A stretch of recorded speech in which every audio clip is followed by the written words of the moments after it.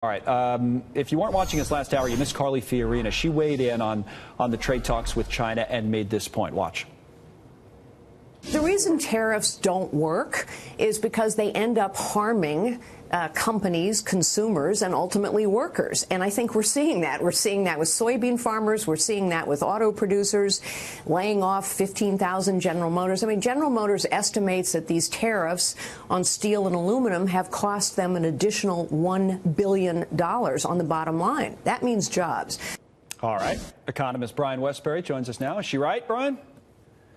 Hey, Kyle, and yeah, she is right. However, when we have to, I think, step back just a second. You know, if you look back over the last 20 or 30 years, what the United States did was we kept our corporate tax rates higher than just about every other developed country in the world. We also allowed countries like China, South Korea, India, Mexico to keep higher tariffs. We allowed them to grow by with using protectionism. They exported their way to prosperity. And right now we're in this massive change. I mean, there's no doubt we've cut our corporate tax rates kind of close to the average of the world. That brings investment back to the U.S. It stops pushing it overseas. And we're also fighting on the tariff front. We're saying, hey, China, you have exported your way to prosperity. It's time to grow up, bring those tariffs down, and be equal with us, reciprocal with us. And that's what President Trump is doing. And it's messy getting there. You know, so we got used to this order of the way things were, and now President Trump is changing it. He says it's time for us to not subsidize the rest of the world, and we're going to fight. And he's different than other politicians. He's a negotiator. He's a business guy. He sits across from the table, and he is going to pound you until you give him a deal. And I think that's what he's doing right now. And I think, yeah, sure, investors get worried about this.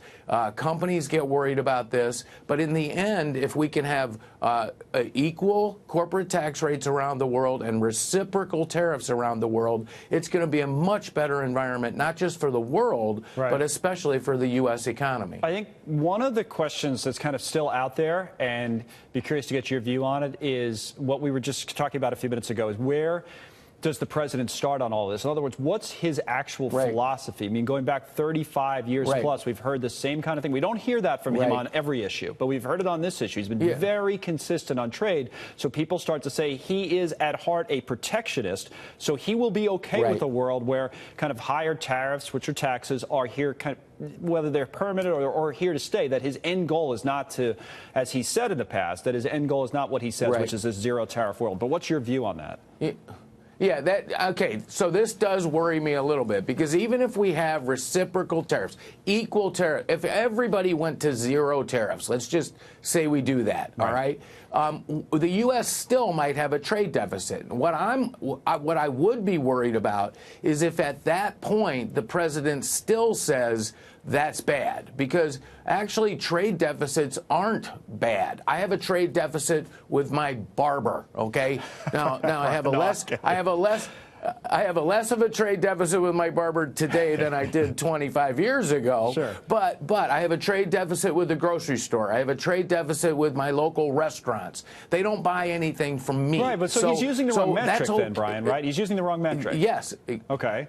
I agree with that. And so that does scare me. So if we get to reciprocity and he's still a protectionist, then I get worried. I don't believe that's the case. When I know Larry Kudlow very well. He's a free trader. He's a Reagan free trader. Oh, we know that. And so he's not president. Yeah, by the way, my belief is.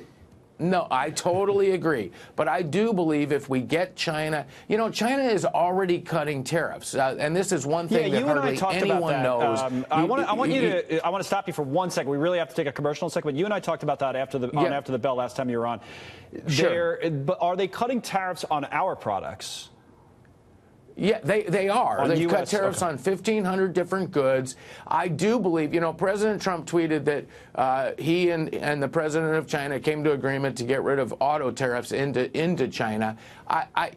There's questions whether that's real or not. But I think in the end, China doesn't like to lose face. That's one thing we know for sure.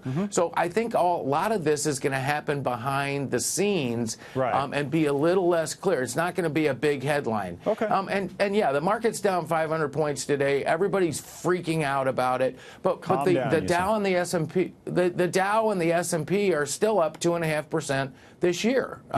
China's down almost 19%. Europe is down 9%. The U.S. is outperforming the rest of the world. And I get it. Everybody's used to the market keep going up for 9 years, and now they're all worried it's going to be ending. But profits are still rising. Pre-tax profits up 10% a year. They're going to do it again next year.